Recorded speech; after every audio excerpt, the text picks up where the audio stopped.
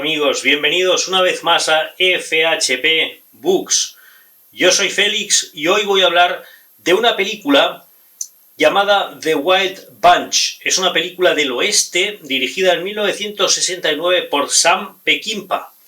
En España se conoce la película como Grupo Salvaje, mientras que en Hispanoamérica se tradujo el título como La Pandilla Salvaje.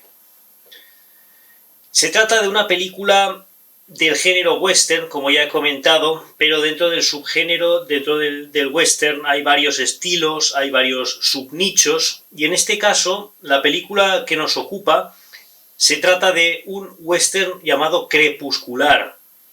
El western crepuscular o western revisionista es un tipo de western que no entra dentro de los parámetros habituales del género, del western habitual que desarrollaron directores como John Ford y con actores como John Wayne, por ejemplo, el western tradicional, el western habitual, donde había un claro límite entre el bien y el mal. Estaban los buenos, entre comillas, el sheriff, etc. Luego los malos, que eran los bandidos, y había una línea clara entre los protagonistas y los antagonistas, entre los personajes más idealistas que tenían intenciones positivas y entre sus enemigos, ¿no? El western crepuscular, que está sobre todo también, y esto coincide también en la denominación, el western crepuscular suele estar ambientado hacia los finales de la época del western, hacia el ocaso de esta era. Y western crepuscular, uno de los más paradigmáticos es, por ejemplo, Hasta que llegó su hora, de Sergio Leone. Es un clásico ejemplo de western crepuscular, que es además un italo-western, es un western italiano, aunque fue rodado en Estados Unidos, ¿no? Hasta que llegó su hora, Once Upon a Time in the West, C'era una volta al West, en la versión original, respectivamente inglés e italiano. Once Upon a Time in the West, C'era una volta al West, que en España se tradujo como Hasta que llegó su hora, ¿no? Con Charles Bronson y Henry Fonda, etc. Pero hoy vamos a hablar de esta otra película, The Wild Bunch, de Sam Peckinpah, que entra dentro de este esquema, que entra dentro de esta categoría de western crepuscular, porque no es un western habitual, es un western donde cada uno pues tiene un código moral bastante particular, y no hay una clara delimitación entre los buenos, entre comillas, los malos, etc. La película comienza con una escena bastante brutal, bastante tensa, en la que unos jinetes se aproximan a un pueblo y los jinetes parece que sean soldados, pero en realidad simplemente son forajidos que han tomado los uniformes de los soldados y perpetran un atraco en este pueblo, perpetran un atraco, se llevan lo que encuentran en el banco, y hay otro grupo enemigo, un grupo rival, un grupo que está sobre el tejado de la casa, enfrente del banco, y les están esperándoles con sus rifles.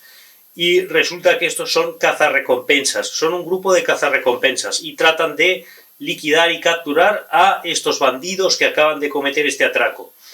Pero se produce un tiroteo y entonces mueren también bastantes lugareños, bastante gente inocente. Los forajidos se dan a la fuga y se marchan a México, y los cazarrecompensas, pues un par de bandidos han podido ser liquidados, pero el jefe, que se llama Pike, el jefe, y sus hombres, pues escapan todos a México.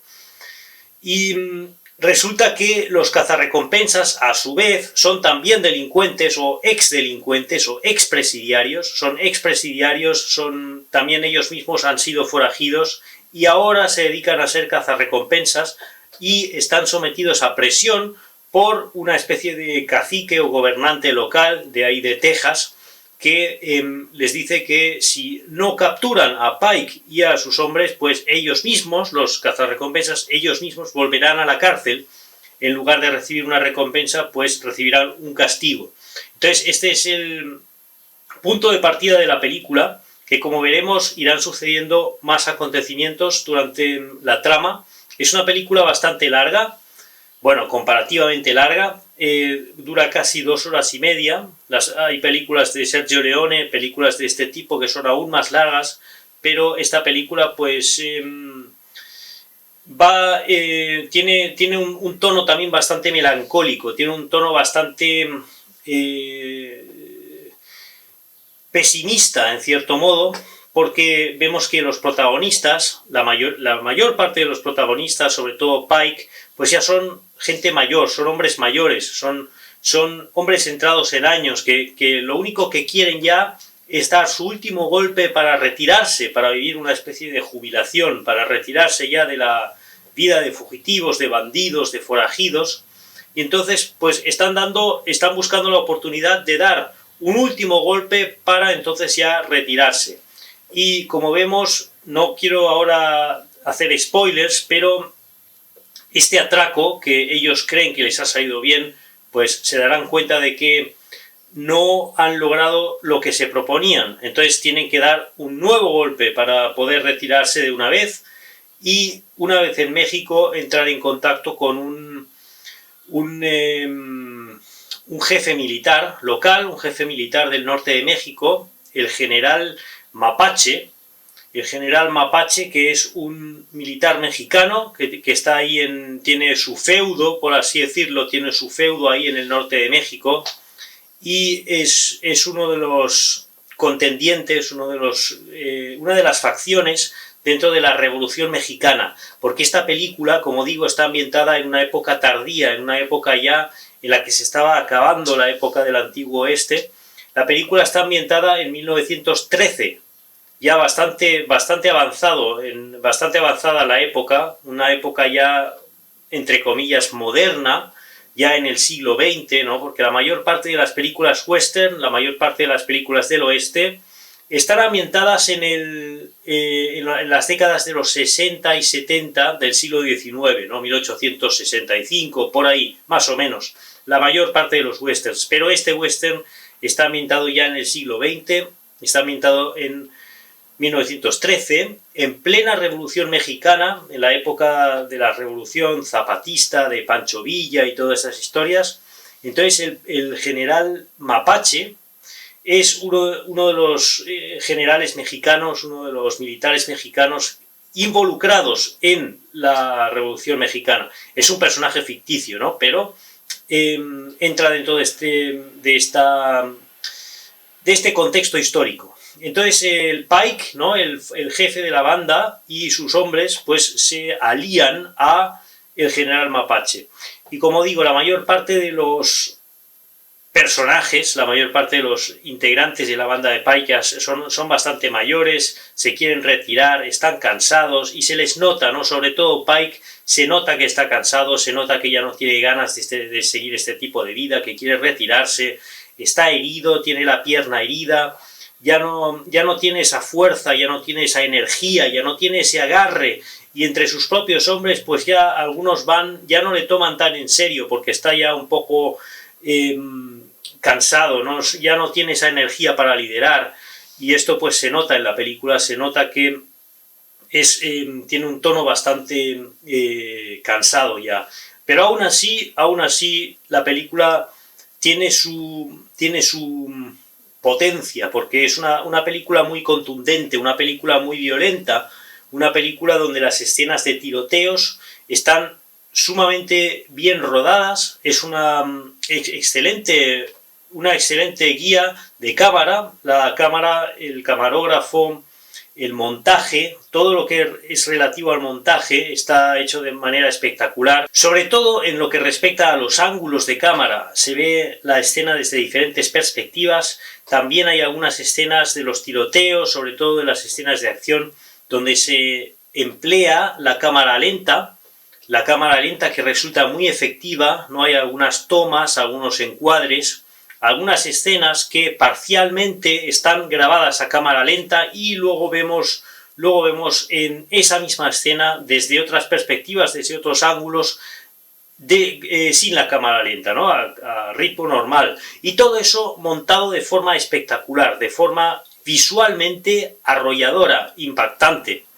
Realmente las escenas de tensión y las escenas de acción están ambas rodadas de forma sumamente espectacular, ¿no? Es una película técnicamente magistral. Técnicamente es absolutamente impresionante, ¿no? Esta película de Wild Punch. Y no quiero desvelar más detalles de la trama, pero en la banda de Pike hay un joven, comparativamente joven con el resto, ¿no? Porque los otros pues tienen todos por lo menos 60 años, pero este joven pues es un mexicano que se llama Ángel, y él se da cuenta de que su exnovia, su novia en el pueblo, en su pueblo mexicano, una chica llamada Teresa, pues ahora se ha convertido en la amante del general, en la amante del general Mapache.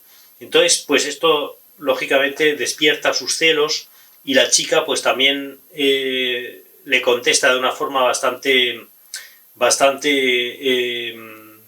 confrontativa, ¿no? Y se producen ahí episodios que no voy a comentar, pero que también contribuyen a que avance la trama.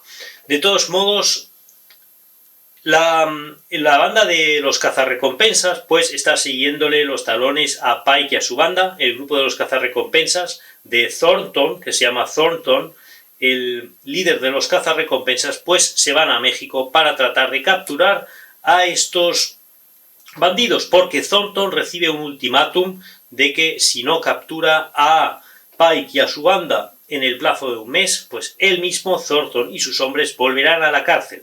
Y eso es algo que Thornton quiere evitar a toda costa.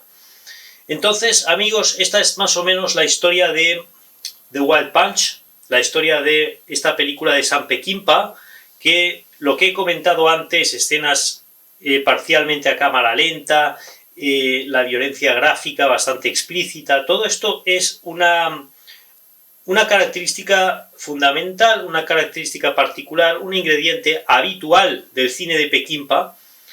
Y sin más, os recomiendo esta gran película, echadle un vistazo y dejadme en los comentarios qué os ha parecido.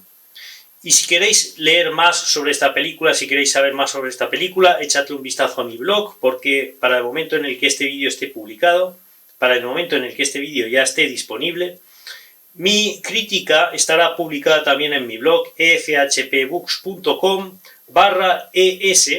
Así que muchas gracias por vuestra atención y nos vemos en otra ocasión. ¡Chao!